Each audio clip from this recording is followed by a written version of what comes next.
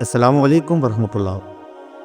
جو شخص جادو کے زیر اثر ہو اور چاہتا ہو کہ جادو سے نجات حاصل ہو جائے، وہ صحت مند، تندرست اور توانا ہو جائے، اسے چاہیے کہ بتایا جانے والا وظیفہ پابندی سے کرے۔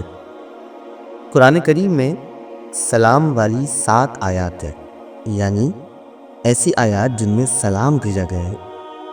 آپ نے کرنا یہ ہے کہ ان 7 سلام والی آیات کو نماز فجر اور نماز مغرب کے بعد 7 بار پڑھنا ہے۔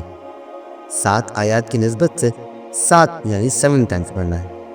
پڑھنے کے بعد پانی پر دم کریں اور اس پانی کا استعمال 2 جگہ کرنا ہے۔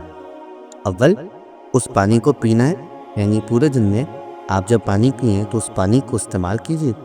دوم، اس پانی سے منہ دھونا ہے، فجر میں اور مغرب میں۔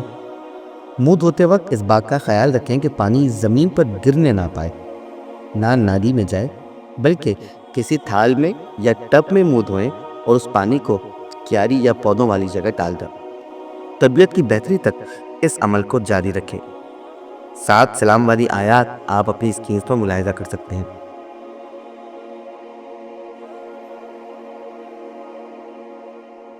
چینل کو لائک، سبسکرائب اور شیئر کیجیے۔ السلام علیکم ورحمۃ اللہ۔